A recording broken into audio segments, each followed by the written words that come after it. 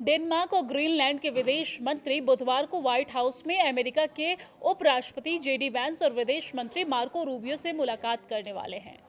इस दौरान यूरोपीय नेता दो टूक शब्दों में अमेरिका को कहेंगे कि ग्रीनलैंड बिकाऊ नहीं है और डेनमार्क के शासन के अधीन ही ग्रीनलैंड रहेगा।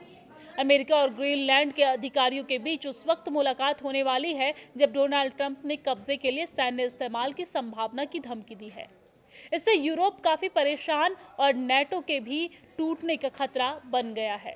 दरअसल नेटो की तरफ से जारी एक बयान में कहा गया है कि वो आर्कटिक में सुरक्षा बनाए रखने के लिए अगले कदमों पर चर्चा कर रहा है। दूसरी तरफ यूरोपीय संघ के देश ईयू संघीय के आपसी रक्षा क्लॉज को लागू करने पर विचार कर रहा है, जिसका मतलब ये हुआ कि अगर अमेरिका हमला करता है तो यूरोप जंग में जा सकता है। आपको जानकारी दे दें कि यूरोप के एक अधिकारी ने इसकी पुष्टि की है। यूरोपीय नेता ने कहा है कि आर्टिकल 42.7 को लागू करने पर बात चल रही है। इसका क्लॉज में कहा गया है कि अगर कोई सदस्य देश अपने इलाके में हथियार से हमले करने का शिकार होता है, दूसरे सदस्य देशों की ये जिम्मेदारी होगी कि वो अपनी पूरी ताकत से उसकी मदद करे। यूरोप का आर्टिकल 42.7 क्या है, आपको वो समझा देते हैं। दरअसल यूरोपीय यूनियन यानी कि TEU का संधि का अनुच्छेद 42.7 एक सहायक क्लॉज है। ये एक कानूनी प्रावधान है जिसके तहत यूरोप की रक्षा करने का संकल्प लिया गया है। सशस्त्र हमला होने की स्थिति में सैन्य सहायता भेजने का कानूनी प्रावधान है। यदि किसी सदस्य देश पर हमला होता है तो अन्य सदस्य देशों को अपनी सेना भेजना होगा। पारंपरिक रूप से तटस्थ देश जैसे कि आयरलैंड, ऑस्ट्रिया को ये कानून अपनी स्थिति का उल्लंघन करने के लिए मजबूर नहीं करता है। फ्रांस एकमात्र ऐसा देश है जिसने आर्टिकल 42.7 का इस्तेमाल किया है। उसने 17 नवंबर 2015 को पेरिस में हुए आतंकवादी हमले के बाद किया था। यूरोप ने आर्टिकल 42.7 लागू किया तो क्या होगा, वो भी आपको समझा देते हैं। दरअसल यूरोपीय संघ अगर आर्टिकल 42.7 लागू करता है तो डेनमार्क को सैन्य मदद देने का रास्ता खुल जाएगा। इसके बाद यूरोपीय संघ के देशों को डेनमार्क और ग्रीनलैंड से सैनिकों को भेजने की इजाजत मिल जाएगी। हालांकि इस क्लॉज से लागू होने का मतलब ये है कि सभी यूरोपीय संघ के देश अपने सैनिकों को भेजने के लिए मजबूर होंगे, लेकिन कुछ तटस्थ देशों को इससे छूट मिली हुई है। इसलिए अगर ये क्लॉज एक्टिव होता है तो मामला काफी दिलचस्प हो जाएगा।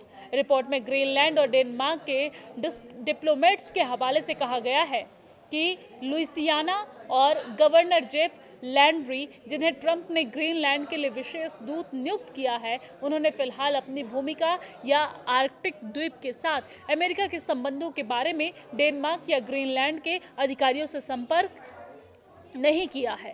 इसका क्लॉज में कहा गया है कि अगर कोई सदस्य देश अपने इलाके में हथियार से हमले करने का शिकार होता है, दूसरे सदस्य देशों की ये जिम्मेदारी होगी कि वो अपनी पूरी ताकत से उसकी मदद करे।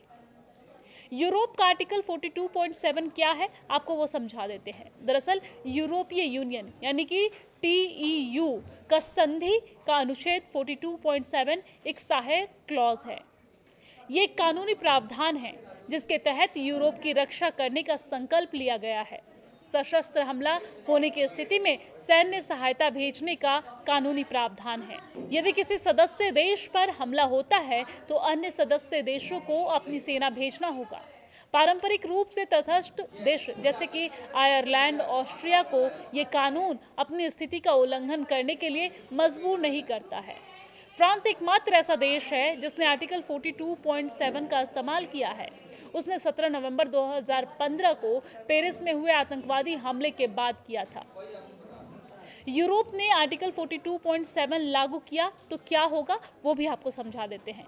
दरअसल यूरोपीय संघ अगर आर्टिकल 42.7 लागू करता है तो डेनमार्क को सैन्य मदद देने का रास्ता खुल जाएगा। इसके बाद यूरोपीय संघ के देशों को डेनमार्क और ग्रीनलैंड से सैनिकों को भेजने की इजाजत मिल जाएगी। हालांकि इस क्लॉज से लागू होने का मतलब ये है कि सभी यूरोपीय संघ के देश अपने सैनिकों को भेजने के लिए मजबूर होंगे, लेकिन कुछ तटस्थ देशों को इससे छूट मिली हुई है। इसलिए अगर ये क्लॉज एक्टिव होता है तो मामला काफी दिलचस्प हो जाएगा। रिपोर्ट में ग्रीनलैंड और डेनमार्क के डिप्लोमेट्स के हवाले से कहा गया है कि लुइसियाना और गवर्नर जेफ लैंड्री, जिन्हें ट्रंप ने ग्रीनलैंड के लिए विशेष दूत नियुक्त किया है, उन्होंने फिलहाल अपनी भूमिका या आर्कटिक द्वीप के साथ अमेरिका के संबंधों के बारे में डेनमार्क या ग्रीनलैंड के अधिकारियों से संपर्क नहीं किया है।